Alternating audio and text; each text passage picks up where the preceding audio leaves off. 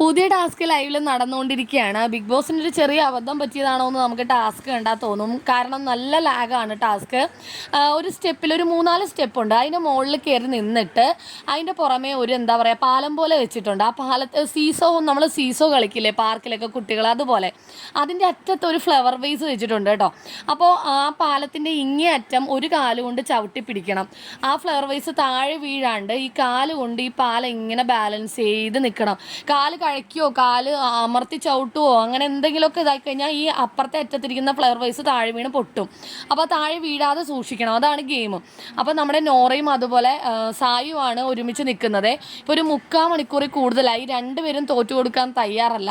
നോറയാണെങ്കിൽ ഒരുപാട് കഷ്ടപ്പെടുന്നുണ്ട്. സായി വളരെ കൂളായിട്ട് ആ ഗെയിം കളിക്കുന്നുണ്ട്. പക്ഷേ ഒരുപാട് ടൈം എടുക്കുന്ന ഒരു ഗെയിമാണിത്.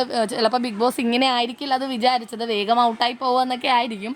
ബിഗ് ബോസിൻ്റെ ഭാഗത്തുനിന്ന് നോക്കിയാൽ ഇതൊരു ഫെയിലാണ്. ഈ ഒരു ഗെയിം ശരിക്കും നമ്മൾ ലൈവിൽ ടാസ്ക് കണ്ടുകൊണ്ടിരുന്ന ബിഗ് ബോസിനൊരു അബദ്ധം പറ്റിയതാണെന്നേ തോന്നുള്ളൂ. ഇതൊരു വൻ പരാജയമാണെന്നേ പറയാൻ പറ്റുള്ളൂ. കാരണം ഇനി എത്രയോ കണ്ടസ്റ്റൻസ് ബാക്കി കളിക്കാനുണ്ട്. 8 പേരോളം ഉണ്ട്. 8 പേരും കൂടി ഈ ടാസ്ക് ഇതുപോലെ തന്നെ കളിച്ച് വരുമ്പോൾ ഒരു ദിവസം പിടിക്കുമെന്നാണ് തോന്നുന്നത്.